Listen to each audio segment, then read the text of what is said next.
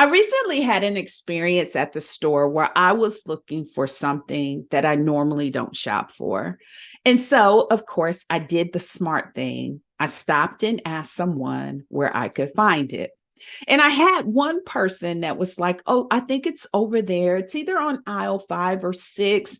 I'm not sure if it's at the top or if it's in the middle." They couldn't give me exact directions to where I could find what I was looking for. So I stopped someone else that worked at the store and asked, could they show me where I could find my item? And my second experience far exceeded the first because that person walked me where I needed to go and pointed out to me what it was I was looking for. And that experience reminded me of the value of relationship. You see, when someone takes the time to show you the way, you get there faster and you have more certainty on exactly what your experience is going to be. Now, today I am going to be talking about what it takes to get promoted. Imagine me taking you by the hand and taking you to the aisle and pointing out exactly what it is that you need to know, because that's going to happen for you today. Now, let's get into it. For the longest time, I secretly wanted more. I often found myself shrinking to fit in, settling for what was comfortable, and even selling myself short. Once I finally accepted that we deserve success and we are blessed with the power to achieve it, I stopped playing small. I'm serious about building a life I love, and you should be too. I'm Denise Taylor of DeniseTaylor.live, and welcome to Embrace Your Power. I help women prioritize themselves, their success, and their happiness. Now let's meet this week's achiever whose story will inspire you to embrace your power and go. Well, hello there. It's Denise Taylor here. You know, I'm always excited to have you join me each and every week right here on Embrace Your Power. Now, this is the place where you can count on me to always encourage you to build a life that you love. You see, around these parts, we believe that God has given us power, and when we embrace it, we can be, do, have, and achieve anything that we want. Now, having said that, I will tell you, I think you're going to be divinely inspired to go after the things that God wants to do in your life. And when you do that, you're going to experience satisfaction and fulfillment that is going to feel absolutely amazing to you. And that is what I want for you. I want you to feel amazing. Now, in this season, we have doubled down on your career success. And in fact, we are in the midst of a very special opportunity that I am making available for my podcast community. Now, last week, I shared with you day one of the Get Promoted Challenge. I recently hosted the Get Promoted Challenge in my Girl, It's Time for Your Promotion Facebook group. If you're not a part of that Facebook group, I want to encourage you to connect with us there. That is the place where I am energizing you with things that are going to make a difference for you in the workplace. Now, I hosted this 3-day event, and I am telling you, I shared so many nuggets. Last week, I released here on the podcast day one, and today is day two. Now, when we talk about your career success, it is so advantageous for you to get connected with people who can accelerate your success. Now, at the opening, I talked about how easy it got for me looking for something in the store when someone took the time to show me where it was. And the reason why I brought that up is because the same is true when it comes to your career. Understanding what it really takes to get promoted in corporate America will help accelerate your success. And so people who have been there and done that are so valuable to helping you do the same. And what I shared on day two is what leaders are really looking for when it comes to promotion decisions. Oftentimes, we mistakenly believe that good work will get us promoted. But I want you to know the truth. Good work will not. get you promoted. And I think you'll understand more as I unpack day 2 that there is a clear difference between being a high performer versus being high potential. And so as you dig into this, you're going to discover that there are nuances that we have been conditioned to understand, that if we disrupt that cycle, we can change the game in our career. Now, as a part of this experience, I have been sharing the Power Impact Program. It's a new program for me that I have rolled out to jumpstart the success of women who are ready to go for their career goals. And so, as you're continuing to listen, I want to continue to remind you that resistance to change is self-sabotage, and taking advantage of opportunities where someone can come along and show you the way will make a ton of difference. Now, working with me begins with a discovery call, and this is an opportunity for you to take advantage of that opportunity to connect with me on a call. Connecting with me is so easy to do. If you visit my website, www.callwithdenise.live, you'll access my calendar directly. And once my calendar comes up, you can pick a date and time that works best for you. And I'll give you a call and we'll talk about what it is that you want to achieve and how I might be able to help you. Now, as you're listening to this, I think you're going to discover there's way more to the promotion process. And when you know what's going on, you can make better moves. I hope you've been enjoying this. Now let's get into it. Well, all right. I am so excited, so very excited. I got all of my technology on and popping tonight, and everything is coming up and looking good. So I want to welcome you to night number 2 of the challenge, of the Get Promoted Challenge. Now, last night, we kicked off and I shared a number of things. And if you're registered for this challenge, then you got an email from me that included the journal prompts that I went through as a part of last night's teaching. And so I hope that you took time to spend a few moments reflecting on those journal prompts and allowing yourself to take the journey of becoming and understanding what it is going to take for you to get promoted. What kind of shifts do you need to make in your own mindset, your own perspective to get promoted? Now, if you haven't registered officially for the challenge, it's not too late. I want to encourage you to register. If you go to www.challengewithdenise.live, you can register, and then you too will also receive the follow-up email from tonight and tomorrow night that will include the prompts of what I'm going to cover on tonight. And so I am excited to be back here once again. We are going to build on the foundation that we started with night number 1 on tonight with night number 2. And so I want to jump right into it because I've got a lot of goodies in store for you guys in terms of the information that I think is going to be really relevant to your aspirations to get promoted. So I want to welcome you here for night number 2. Now, I am not going to go into as much detail with some of the upfront slides, but I do want to just spend a couple minutes introducing myself again, introducing why we are here. But I also at the same time want to invite anyone who might have missed last night to go back and watch it. Because I'm not going to reteach all of the stuff that I covered. But I do think it is worth me just doing a gloss over of those early slides so that we can get reacclimated and on the same page together.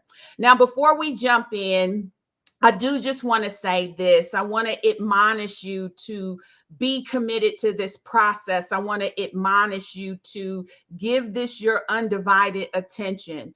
There's something good here that's going to be shared to help you in your journey. And so it is worth you anchoring into this experience so that you can get out of this time what you signed up to get, what you came here for. And so I'm going to invite you to zone in, to focus in, and allow yourself to really get the benefit out of this experience by giving this your undivided attention.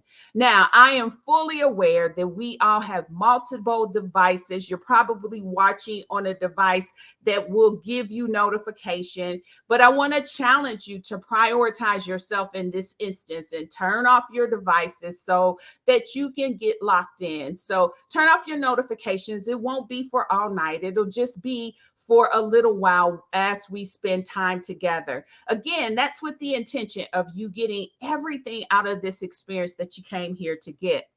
And lastly, I want to encourage you, if you haven't already, to get paper and pen. I think there's going to be some incredible nuggets shared that's going to help you in your journey and be a great support for you. So let me take a quick sip of water. Excuse me, I got a little tickle in my throat. And then we'll jump into who this challenge is for. 1 second. I'm glad I had that over here. All right. So last night I talked a lot about who this challenge is for. This challenge is for an individual contributor who is seeking advancement into leadership roles. In addition, this challenge is for a leader looking to prepare for a broader scope of responsibility and to sharpen their skills. And then finally, this challenge is for a woman who is on a growth trajectory, who wants to accelerate her momentum to advance, to get paid and get promoted. And so if you fall into any of those buckets, you are in the right place. There's something great that's going to be shared here that is going to help you. You're in the right place. If you have a desire to get promoted and you want to understand what it takes to make that happen in the workplace, then you are in the right place to get some support and some help. The next thing I just want to cover really quickly is to officially welcome you. My name is Denise Taylor. And as a mission, I help women leaders develop the skill, savvy, and momentum to achieve the career success they want and deserve. And I believe that we are all leaders. I taught on this a little bit last night. We are all leaders. We're either leaders of inspiration, leaders of influence, or leaders of innovation. And in some cases, we may be more than one of these. But I want to dispel this perspective that leadership is associated with those who only have rank and title. I want you to know that whatever seat you sit in, you are a leader and you are who I am helping, who I am showing up to help so that we can indeed accelerate your success and get the momentum happening for you in your career. The next thing you should know about me is I am a success girl. And essentially what that means is I love driving for results. I have a lot of corporate America experience. I was able to persevere to some really great levels within the organizations that I worked for. I love developing leaders and developing your leadership skills and acumen.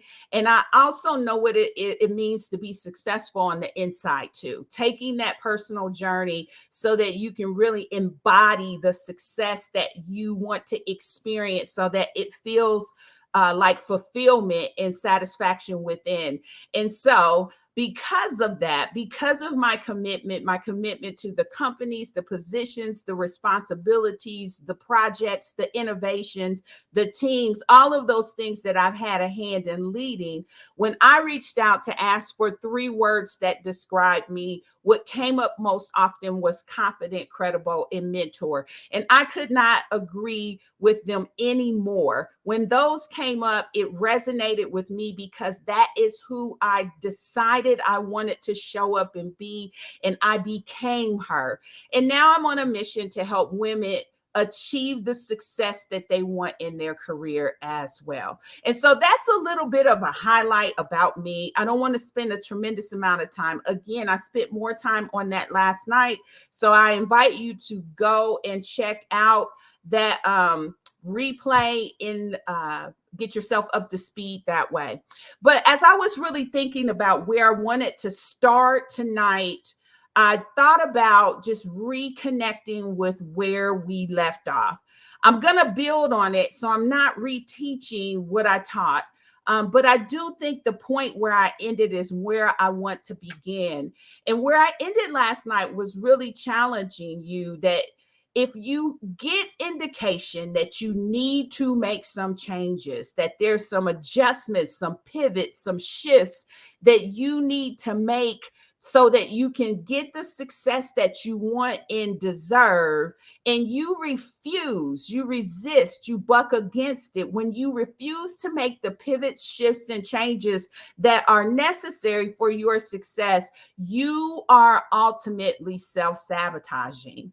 It is so important for us to really open ourselves up for relationships and partnership. And what's even more important is that we prioritize it. We have a tendency to prioritize so many things in our life, but when it comes to supporting ourselves on our journey, helping us navigate the change that's going to make a difference, we somehow devalue that and don't put as much importance or value on it. And what I want to really press you to do is lean into prioritizing your needs. There is no future for you if you don't make it to that future. Your future version of you is counting on you to make some very intentional decisions today so that you can make the changes and shifts that are going to make a difference in your life. And when you resist doing that, you are essentially self-sabotaging. And I want to make that known because I don't think you're here by accident. I think you are hanging around the fire because you recognize that there is something here for you that is going to help you and make a difference either in your life or your career. And I want to encourage you to lean into that, because when you resist it, you essentially are self-sabotaging. So I ended with that on yesterday. That is something I say in every presentation, because in every presentation, I really am looking to encourage you to build a life that you love. And when you work against yourself, you essentially are self-sabotaging. The other place where I left last night was talking about how to establish a working relationship with me. I do not send people to pages, to web pages where you self-elect to figure out what you feel like your next best step is. The reason why I don't do that is because I know what's embodied in the programs. I know what's embodied to help you get to your end result in each of the programs that I offer. And so if you go self-select and self-choose, you may not choose the thing that's going to get at the heart of helping you in the ways that you desire to get the success that you want. And so this is the reason why I am very intentional about saying that working with me begins with a discovery call. I want to be very clear that we can get the results because resources are precious. When you choose to make an investment in yourself, you don't want it to fail. And so I want to make sure that I am showing up and giving the oversight, the recommendation that is going to say this will work for you. And so when we have a discovery call, it gives me a chance to get to know you. It gives me a chance to ask a series of questions to help assess where you are versus where you want to be and how I might be able to help you navigate that course. And so after asking a series of questions, I will make a professional recommendation on what I think the best next steps to take. At that point in time, I have done my due diligence to help you. I want to help you get clarity. I want to help you understand the moves to make to achieve what it is that you want to do. And if it makes sense, I will recommend my services. And I will tell you, I've had a number of discovery calls where I don't recommend my services at all, because after listening to them and hearing what they wanted to address and achieve, I knew that I could not help them get there. And I am not after your money, I am after your results, because again, I'm a success girl. And so working with me begins with the discovery call. I'm going to tell you about some programs that I believe are going to be instrumental when it comes to helping to get you promoted. But I am never going to send you to a website page and say, have at it, pick it, and pay for it without us having a chance to talk first and me be assured that I can help you get the success that you want. And so that is really key. It starts with a discovery call. I invite you to take advantage of it. I don't make it a high pressured experience, because if you're not ready to do the work, then we're not going to get the results. And so I want to make sure that you're going to show up and that I'm going to show up and that we're going to get you to the success that you want and deserve. And so I invite you to take advantage of this opportunity. I know not all coaches and mentors show up with this type of perspective, but again, I am driven by something greater than just money. All right, so night number 2. We are on night number 2. The goal of this challenge is to help you understand how you can begin to make an impact and get promoted in your workplace. Make an impact and get promoted at work. And today we are going to talk about what it takes to get promoted in corporate America. We're going to talk about what leaders are really looking for when they make promotion decisions. And we're going to talk about the difference between high performers and high potential. And this is really going to be where you're going to get a better perspective of what it takes to have success in these workplace environments. Tonight is going to be really good. This is the one that's going to make you call your friend and say, you got to check this replay because she dropped some gems.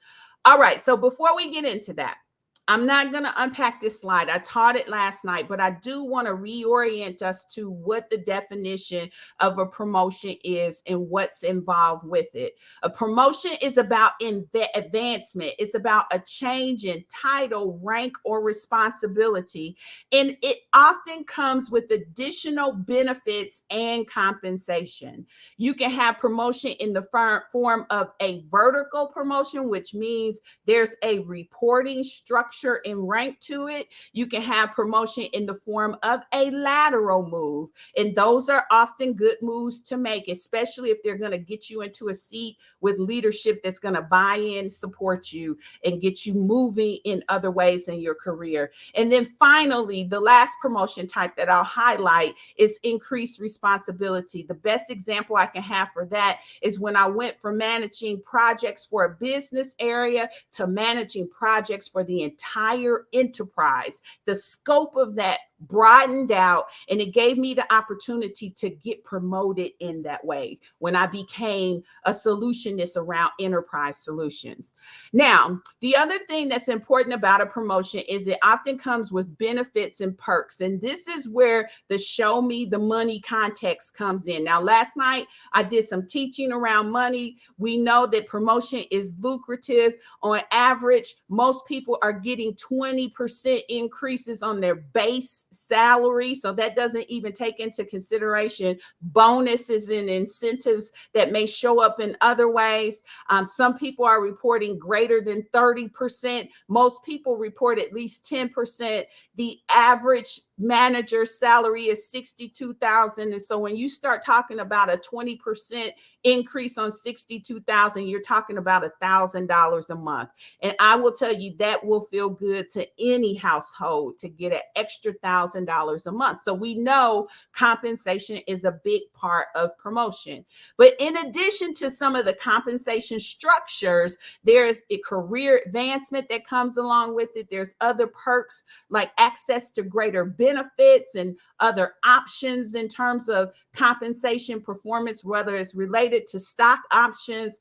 There could be some company provided resources, greater work arrangement, flexibility, and certainly the recognition and validation that comes along with promotion is valuable as well. And so when I'm talking about get promoted, I am talking about all of this. I'm not just talking about you just getting a title change. I am talking about tapping into getting the advantage of all of these things and how you can make it work for you.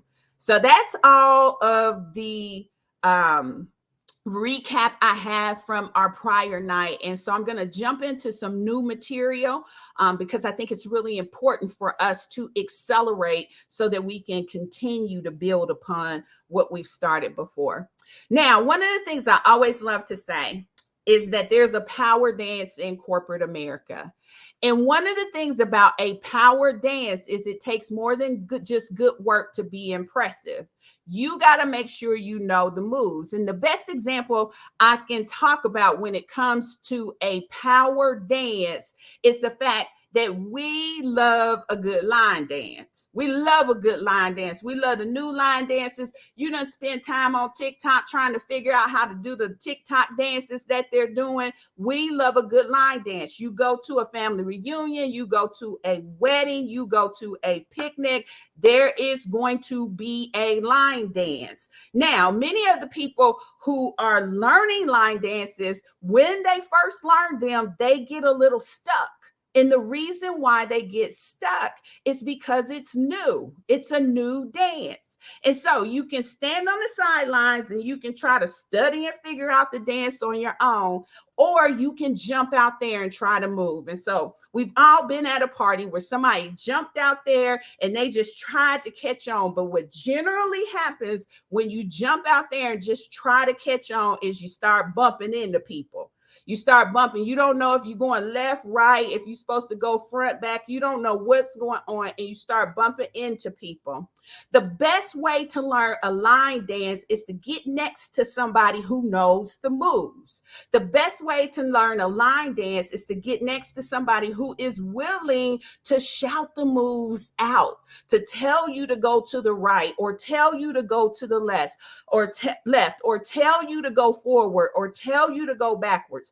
That is how you learn. And that is why coaching and mentoring and sponsoring and working with leaders who will invest in you is so critically important, because it is as if they jumped out on that dance floor with you and they are showing you the moves. Now, as I said, in corporate America, there is a power dance going on all of the time. There's so much intel happening all around you. And so you have to learn how to dance. You've got to learn how to make the moves. And the best way to learn is to have somebody teach you the dance, just like you learn how to do the line dances at these different events. And so I want to show up as someone who is going to help you learn the moves. I want to show up as someone who is going to support you in this process and help you learn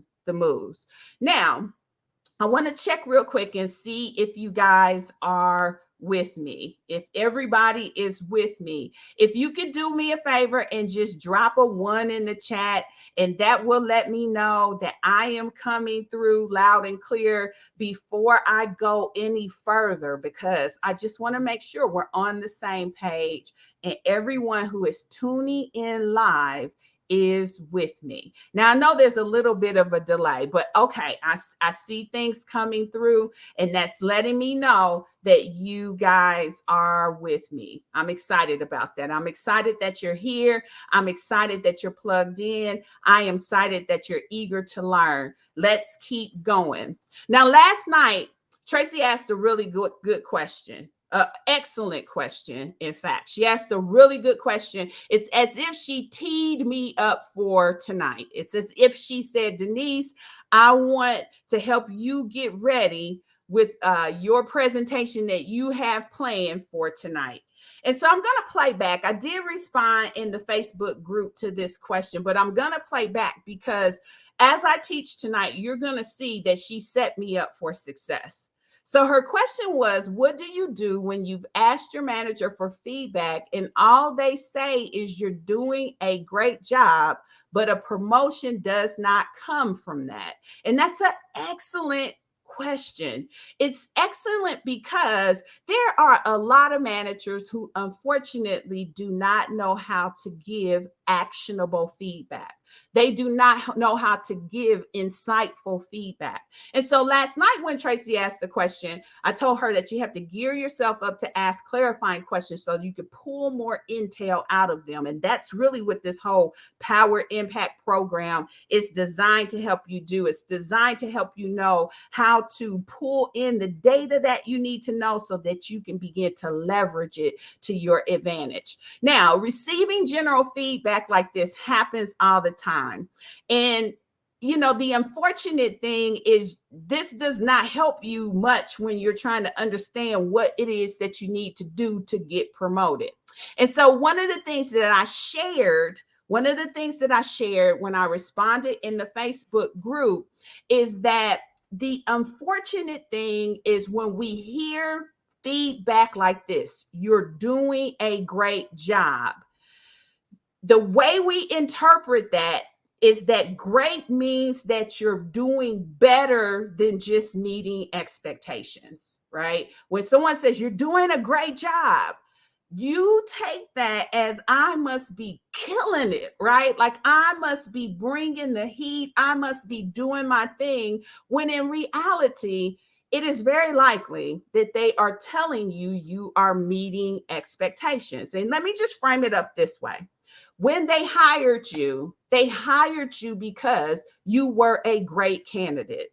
They did not settle in hiring you. And so their expectations is that you were going to come in and do a good job. That was their expectations. In fact, one of the things that is a disconnect is that we believe doing a good job is going to get us promoted. And that is one of the myths that I want to debunk. I want to demystify that, because doing a good job is not going to get you promoted, because they are expecting you to do a good job. Anyone who gets hired, anyone that's placed in a role, the expectation is you're going to kill it. They're expecting you to do that. In fact, they monitor how well you do it in the context of performance reviews. They come in and they make sure that you're checking the box and you're checking the box as well. And I often say that that is the very thing that keeps you in your seat. You maintain your seat by doing a good job. And so I want to just get you to accept that you are expected to do a great job. Now, when we hear that word great, that's the word that's throwing us off. And so what I offered in my response back to Tracy was, you say to your kid, you did a great job making the bed, right? And so when this example comes up, your kid makes the bed, you're like, you did a great job making the bed. But in reality, they made the bed as you were expecting, right? You expected them to pull the covers up. You expected them to tuck in the sides. You expected them to put that decorative pillows on top. That's what you expected. But you said to them, you did a great job. That just means that you're pleased, right? You're pleased that they met your expectation, even though you said great.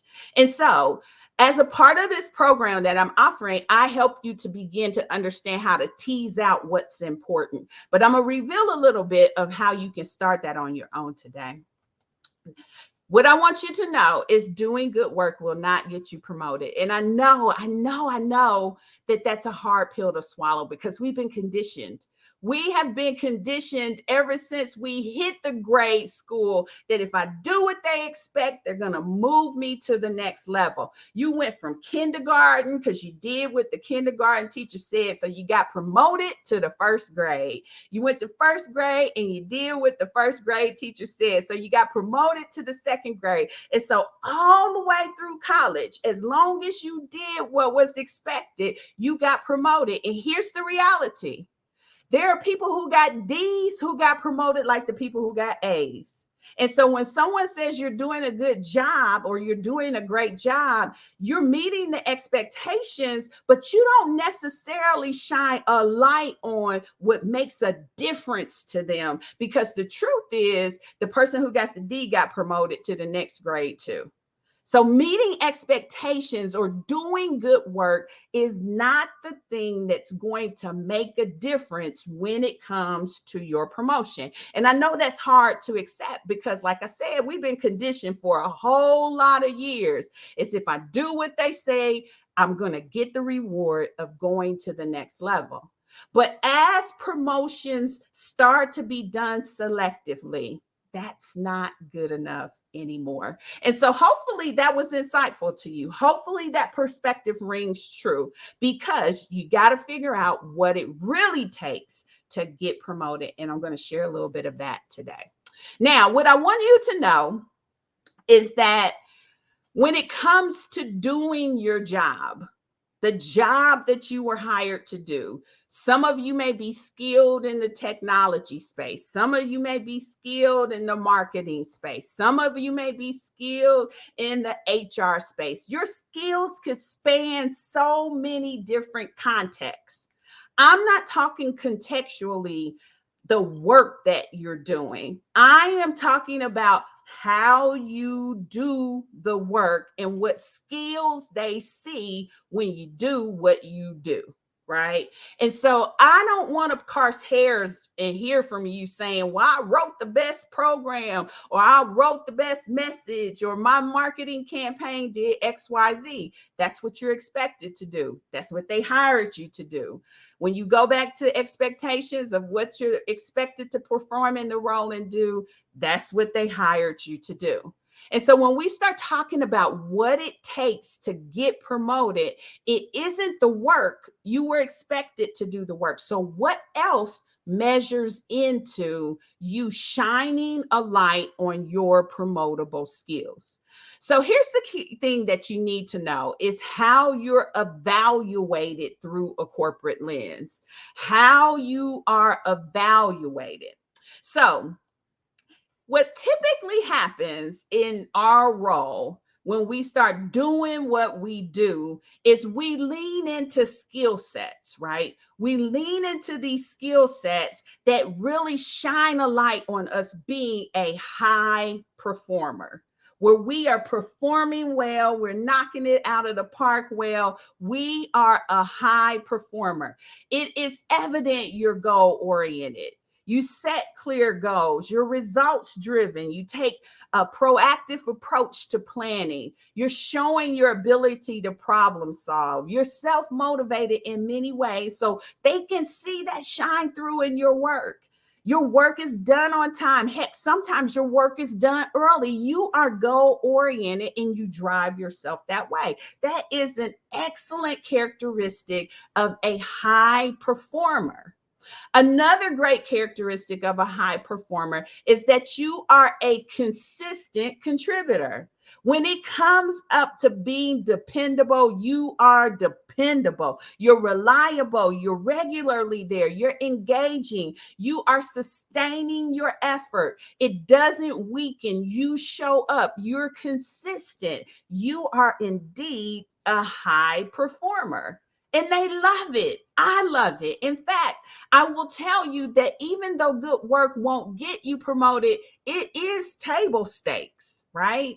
And so if you're calling me and you're telling me that there are performance problems, then we don't have right expectation for a promotion until we deal with the performance. And so if you have these characteristics of being a high performer, this is powerful, even though it may not lead to your promotion. As a high performer, you are so great at taking initiative.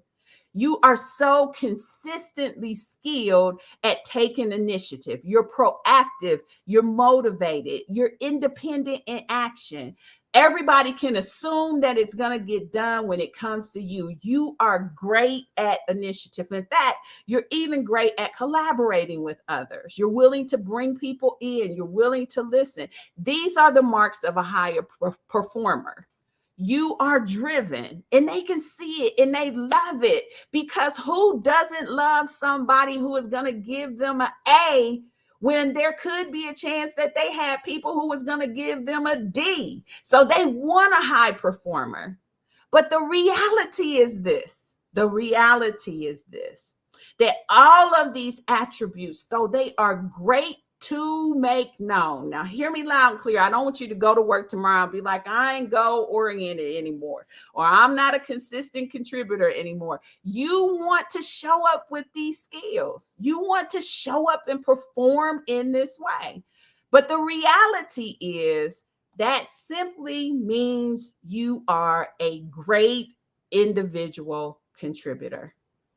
The bottom line is you are killing it. You are knocking it out of the park. You are in some cases exceeding expectations, but yet and still, as a high performer, you are a great individual contributor. You do your job well. You have skills that make you perform well, but you are still showing individual contributor traits. Now, let that sink in for a second, because I know nobody at work has told you this before. I know that understanding it from this lens is a bit of revelatory for you. I know that your eyes are starting to be open. And now, as you ponder your boss saying you're doing a great job, right? He is essentially saying to you, he or she is essentially saying to you, you are killing it as an individual contributor. Your performance is great. We love it. Keep doing what you're doing.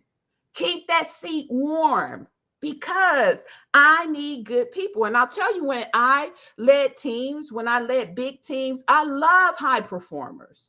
I love people I could depend on. I love people who were dependable for coming in and doing their job and doing it well. But just because you're a high performer does not mean you have yet shined a light on your promotable skills. So let me check back. I want to make sure y'all are okay. I want to hear from you how this is resonating. So somebody tell me in the chat how this is resonating. Are you having an aha moment about anything related to what you have experienced so far when it comes to feedback, when it comes to anything? Somebody give me something in the chat, because I know this had to be a little bit eye-opening for you. So somebody tell me a little something in the chat about what this kind of has indicated to you. I'll hang out here for a second.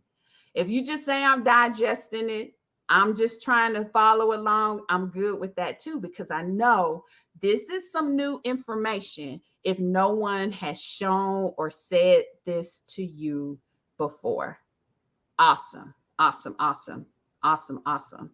Now I'm gonna keep trucking, and I'm gonna assume y'all with me, but I believe this may be opening up some eyes for you.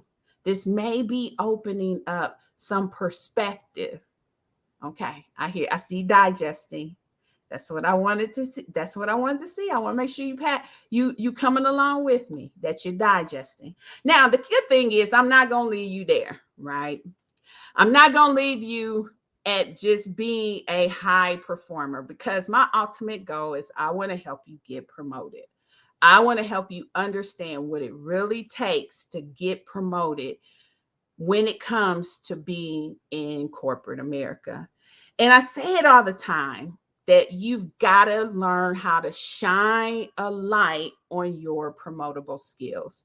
Now, the information that I'm going to give to you next is a little generalized, because unless I am working with you and I am able to help you digest the things that we learn from reading what's happening in the workplace and understanding more about the management and leadership, it's hard for me to be very specific about what it will take where you're at. But I do know some things, right? I've been in leadership roles, I've held leadership positions, and I know the things that I look for, and they're pretty common across most organizations of what they really want to see. And the biggest shift that you have to make, whether or not you want to agree with it, I can tell you there's a lot of rooms where these type of discussions are taking place, is understanding how you need to change how you're viewed from being a high performer to high potential, right? Because when you're promoting someone, you're promoting them because of what you perceive they will be, what you perceive they will become. And oftentimes in our roles, we don't necessarily have the opportunity to show these characteristics without being intentional about doing so, and without being intentional to draw attention and have conversations that nestle around these concepts. But I will tell you that people who are high performers, they generally have these, I mean, high potentials, they generally have these perspectives that are similar regardless of what environment they are in. So again, my disclaimer is I cannot tell you that this is what's going to work for you where you are. But what I am trying to wake up for you is that there is a difference between being a high performer and being high potential. Okay. A high potential person is someone that your leadership begins to see that they can learn and adapt quickly. They are quick learners. They exhibit rapid grasp of new information. They are able to adapt their problem solving skills. They are flexible in changing situations. They seamlessly are integrating new knowledge and information, and they contribute to growing with innovation and efficiency. Okay. Now you can see a performer is just trying to do the job and do the job well. But a high potential person is taking this new information and saying, how do I infuse it in what we're doing, and being open and flexible to the changes that are necessary. And so that person who refuses to change, who complains about the new system, who doesn't want to adapt to the new processes, they are not high potential, even though they may be high performers, because they are not exhibiting their ability to adapt quickly, to look for innovation, to understand how they can become more efficient at what they're doing. How can we problem solve? How can we grow and develop? That's a different perspective. And why do leaders love that? Because leaders are always looking for improvement, how we can do it faster, smarter, less cost. They're always looking for that. They're always looking for opportunities to have a win that matters to the bottom line, even if it means changing the way that we do things. They're always looking for those type of opportunities. And so when we start talking about doing your job well versus transforming the way things are done, there is a very different perspective that comes along with you being high potential. The other thing that becomes really noticeable in a high potential person is they have strong leadership skills, very strong leadership skills. And they are not, I don't want to use the word shy, but they're not reserved in wanting to take that leadership stance to exert influence or exert or lead decision making, or have a strategic mindset or perspective that jumps to the front of the bus, if not in the driver's seat, to drive out how things will be done. Leadership skills rise. That's like the cream that comes to the top. And so if discussions and decisions are happening around you and they can't get a sense of how you're influencing them or infusing into them, it is hard for them to see you exhibit leadership skills, though you may have them. You may be sitting on a ton of leadership skills that they don't know nothing about. You're the best kept secret. Strong leadership skills include effective communication, strategic decision making. It includes the ability to negotiate and delegate as it relates to things and getting things done, how we're navigating conversations with our leaders, with our customers, internally and externally. It also means how can you rally the team? How are you motivating the team as an ad versus someone who is taking away, or even worse, who has no influencing factor on the team at all? If it's a difference if you add one nugget to the team, it certainly is a difference if you add two nuggets, and even better if you add five nuggets to the team. But when you flat out are zero because you're not helping to make a difference in what's happening, then you are easy to disregard. You're easy to look past. The other thing that's key about leadership skills is your ability to have conflict resolution, lead by example, foster the team growth, encourage the productivity, encourage the success. Now, I'm saying a lot of things, but you got to figure out how do you show up, because these things are sign of your potential, not your performance. And so if you want to shine a light on your promotable skills and you're asking to be put in the seat to lead the team, and they haven't seen that you have the ability to gain influence with the team, they're taking a gamble on you. How are you showing up and what do they see? The other thing that a high potential person has is drive and ambition. It's evident because they're self motivated. If they're having to check up with you on your deadlines, you're not on top of things, they can't get a sense of your initiative and how you're taking it, and you're not showing your ability to persevere through challenges, they don't have recognition of your drive and ambition. The key to that is if they got to follow up with you often, you may be performing well, but you're not showing potential. You're not consistently looking to excel and advance. The next thing is emotional intelligence. Emotional intelligence is evident through empathetic understanding, self awareness, effective communication, conflict resolution. I certainly know anybody on here is not keeping up any stir or buzz, right? You don't want any of that connected to you.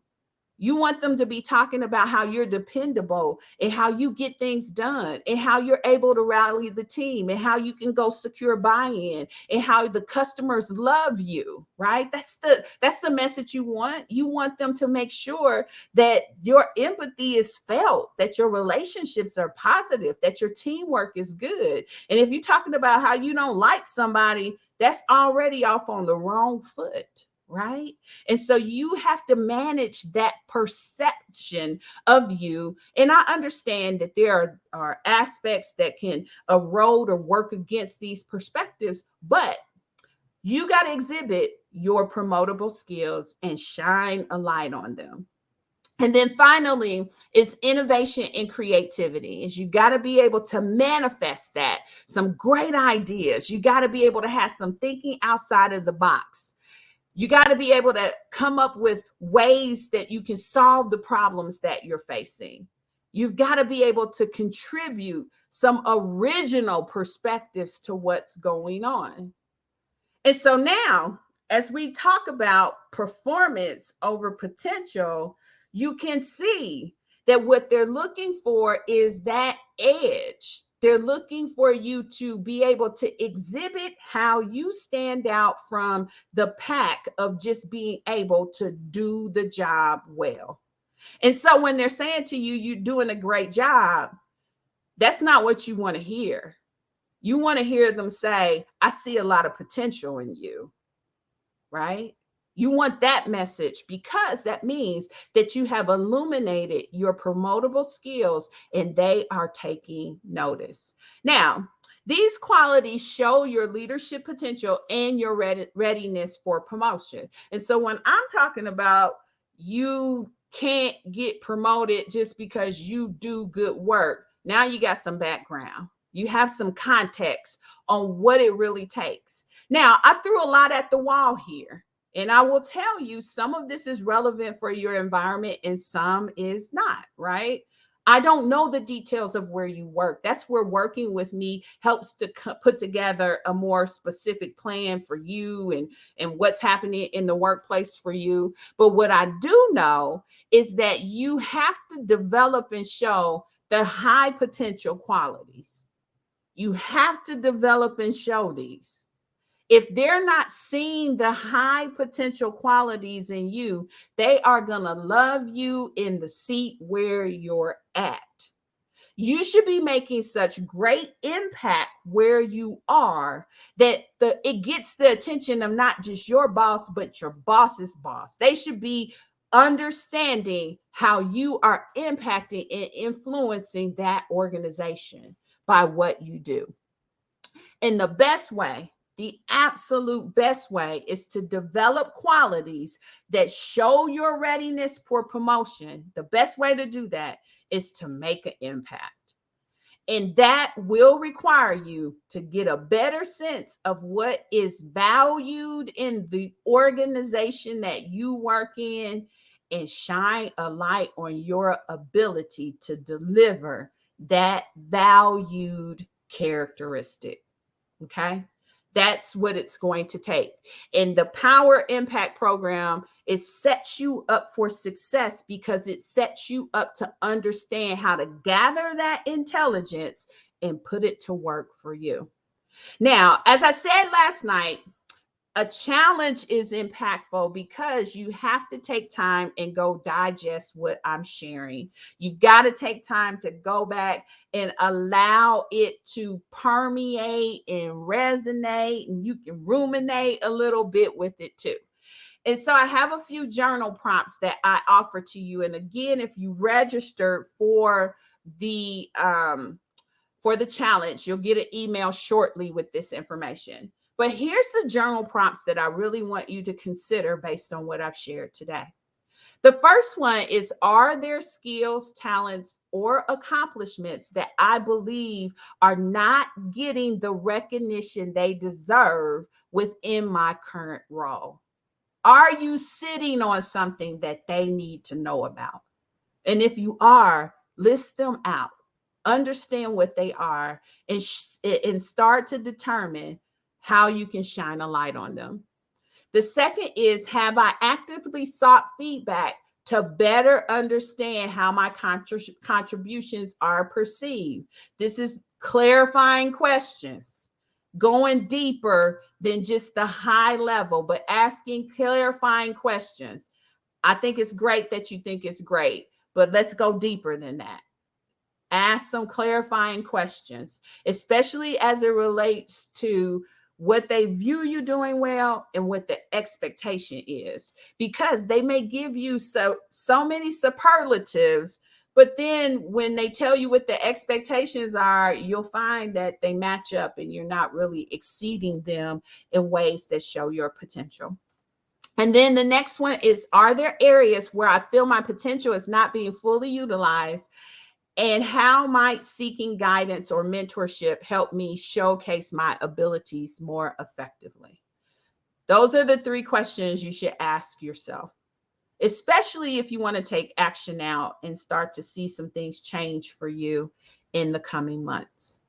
So, the Power Impact Program is a program specifically designed to go after this perspective, right?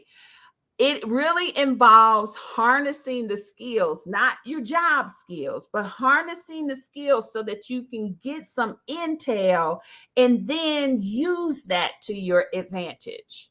So it's really your ability to exert influence, to really create change, right? It's your ability to achieve the career advancement in a way that aligns with the value, strength, and goals that you know you bring to the table. When you make an impact, that's what happens. is you start to influence that environment in ways that it is just undeniable, the impression that you're making in the environment that you work. And so there's 4 skills that I feel are really key to you being able to gather intelligence and then put it to work.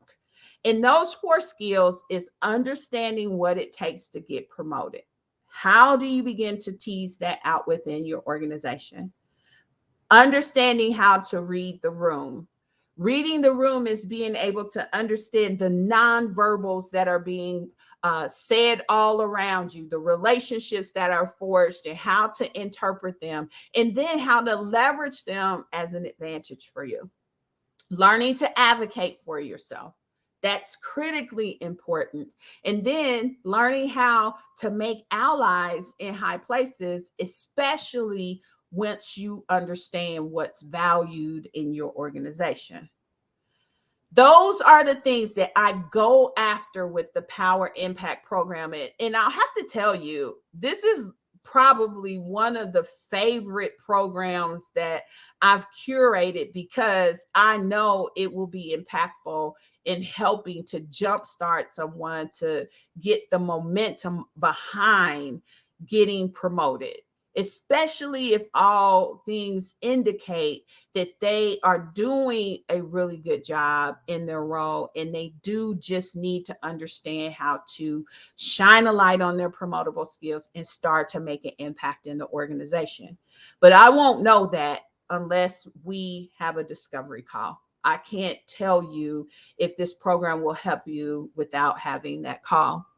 And so the signs that a discovery call might help are these. If you have questions you can't seem to find answers to, a discovery call may help you, right? Because on the call, I'm going to ask questions and help do an interpretation of what I believe is the issue and how you can begin to prepare yourself to accelerate around that. And then a sign a discovery call might help is if you're interested, but you need more information. So you're hearing the things that I'm saying, but you have more questions or you need more information, then that may be a sign that a discovery call might help. Another sign that a discovery call might help is that you're looking for a solution to a specific problem. And let me just say this, I don't say it often enough. If your organization has training dollars set aside for you to get support, there is the opportunity for you to potentially go to your management and ask if they will help you get training for a specific area they've identified, an area that might be on your development plan.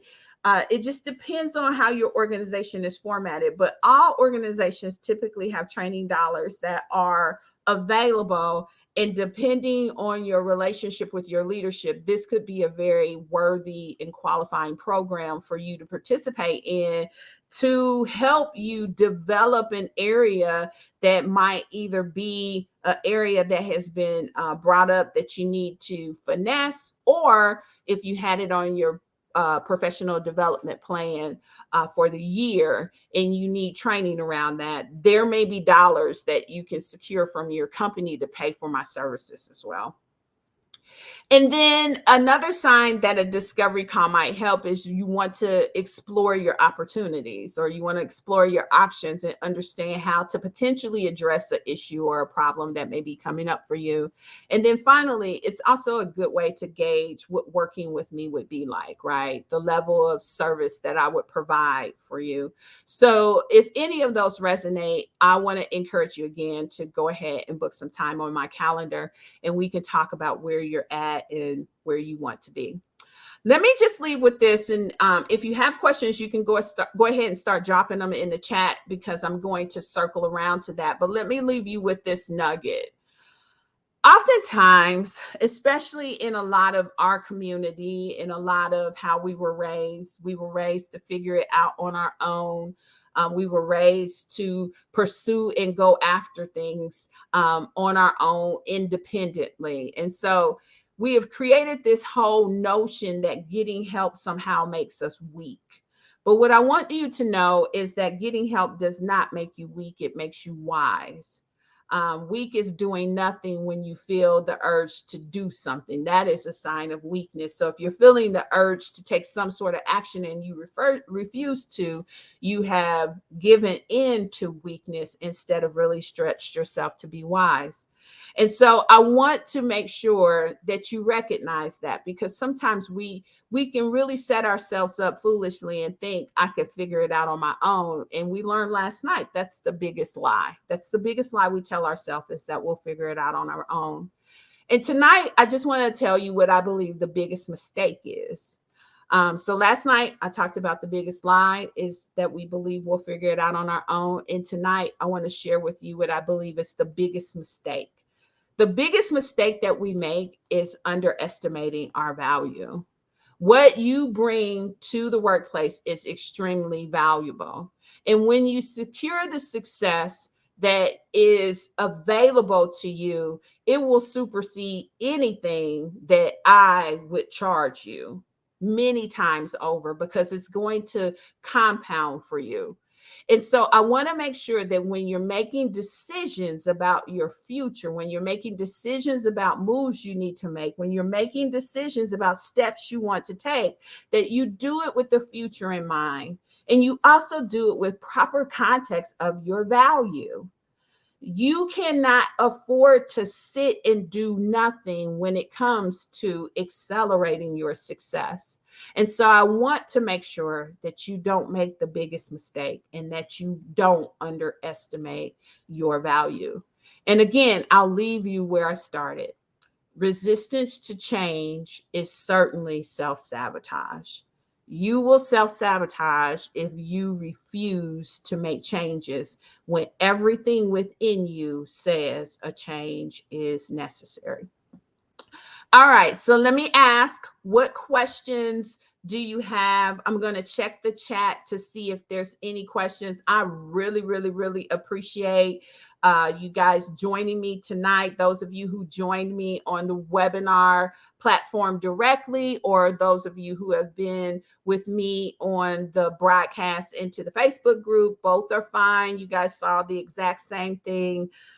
If you drop into the chat your question, then I will be able to give an answer. But I do want to encourage you to book a call with me. I think that's the best next step you can take to honor your time that you've been devoting, is to book a call, especially if you get the sense that there's something I've said that may help you.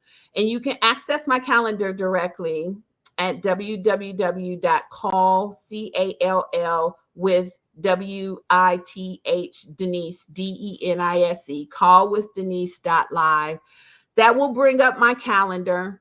Once my calendar comes up for you, you'll be presented with some dates and times based on my availability. And then you can secure a time that works for you. Once you lock in that time, I will give you a call at the time that you selected. We will have our conversation over the phone.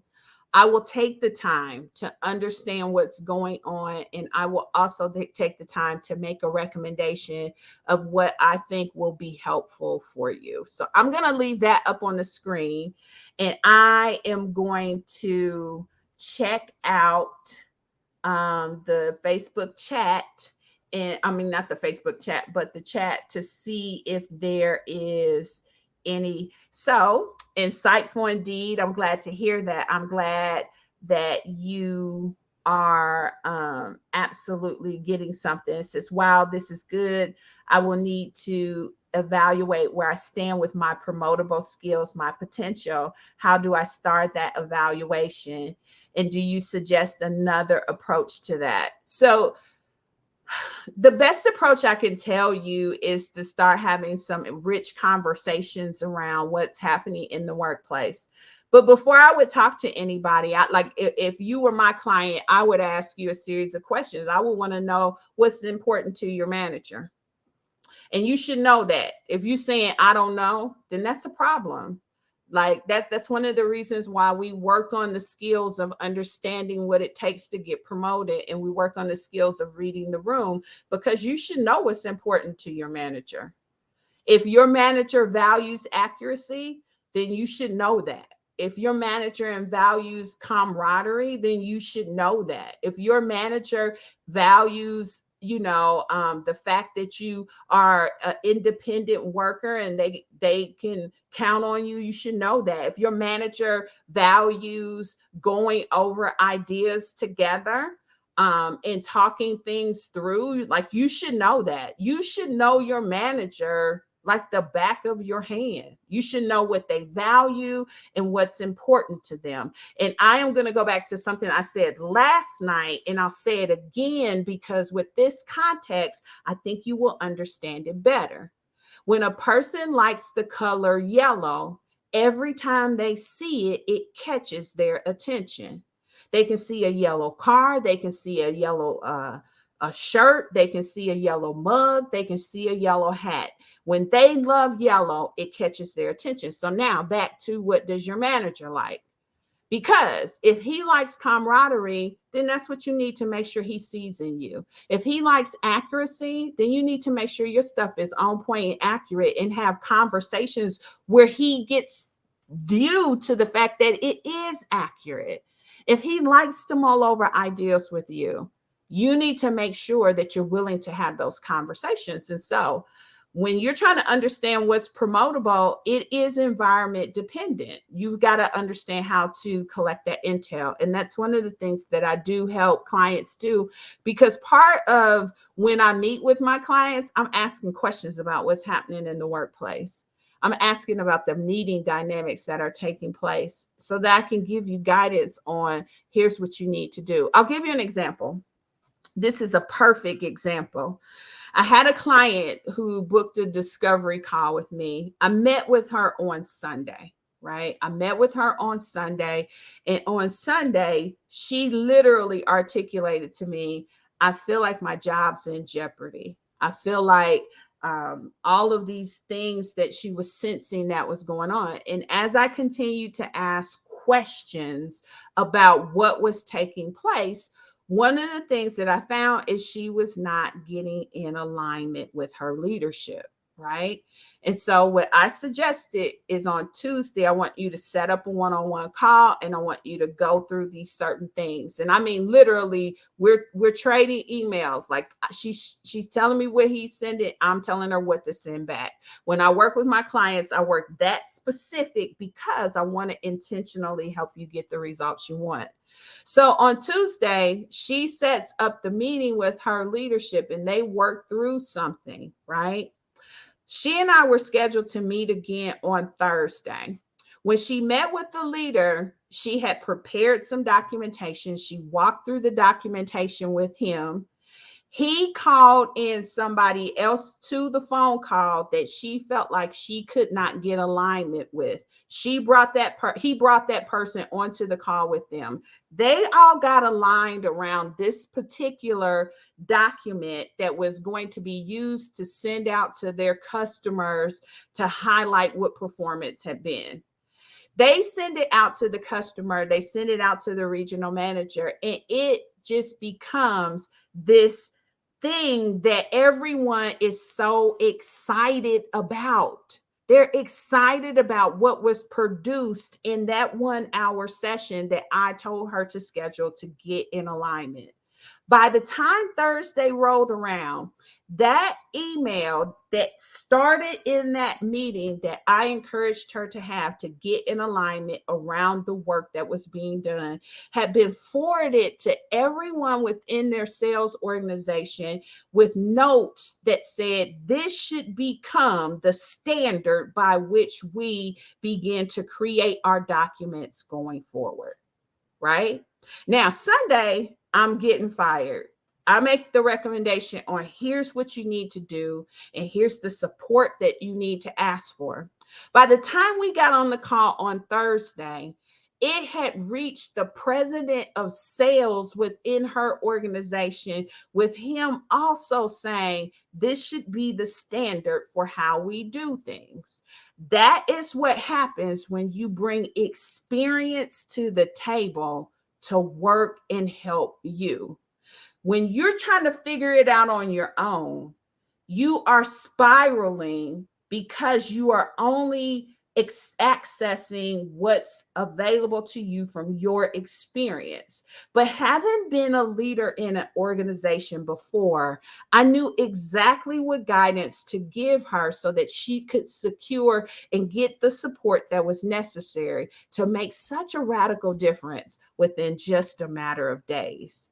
That's what experience, insight, and wisdom does for you. You don't get that when you're trying to figure it out alone. And so, understanding how to shine a light on the promotable skills, it depends on your leader, because in that particular case, what mattered to him was alignment. What mattered to him was making sure he was looped in and that he could weigh in and give guidance for how to move forward. And in her mind, up until this point, she thought she needed to prove something to him. She thought she needed to impress him. But what he found impressive was aligning with him. And so that is why understanding your manager and understanding your environment and what is valued there makes a huge difference. So hopefully that was helpful. The other question that's in here is the power dance essentially shining a light on the promotable skills? The power dance is really where you gather your intelligence, right? You gather the intelligence, because if I ask you, if you're in a meeting and I ask you who the decision maker is, most people will point to the person with the highest title. And I will tell you that's not always true. One of the things that happened to me in my career is when I went to work for the building materials company, I met with the CFO, I met with the CIO, I met with the CEO, I met with the entire C-suite, because they were bringing me in to lead an entire initiative to create an e-commerce channel for them, both business and technology. I was responsible for both. So I'm thinking, make sure you get the C-suite aligned, right? And once I got that alignment in the interview process, I thought I was good, right? You typically think the power rests with the people in the C-suite. Well, after I got to the company, I soon realized that each of the market managers that oversaw regions throughout the company had a higher and stronger say than the C-suite. Crazy to me, but it was something I learned. And so when you start talking about how to evaluate the power dance, it's more than what moves are being made. It's what intelligence can you gather and from what's happening in the workplace. Unfortunately, this is not something they teach you. This is something you have to begin to learn, is how to interpret what's happening outside of just the work and what dynamics are taking place. You guys are asking some great questions. I appreciate you, but we are like well past the time. Hopefully this was insightful. I'm going to wrap it up on night number 3, talking a little bit about making that power impact and what some of those intelligence grabbing skills are. But I'm glad this was insightful. I'm glad it was helpful, and I welcome the opportunity to work more closely with you to help you get more intelligence and interpret it well within your work environment. The registration is still open. Feel free to invite your friends. I'm only going to leave the replays up until probably the weekend. I'll take them down. So make sure you take advantage of watching the replays as well. And I appreciate you. I'll see you tomorrow. Now, if you love this episode, you're going to want to access the free resource I curated just for you. The Power Leader Toolkit is absolutely free, and it includes 3 power-packed career transforming resources that will help you change the game and build the career that you want and deserve. It includes my powerful training, The 7 Habits of Highly Successful Women. Now, you can get your hands on this toolkit right now. And as I said, it's absolutely free. You can access it at www www.powerleadertoolkit.live. Again, that's www.powerleadertoolkit.live. And of course, I'll be back next week with more power leader strategies to help you transform your career. But until then, remember to always embrace your power and go.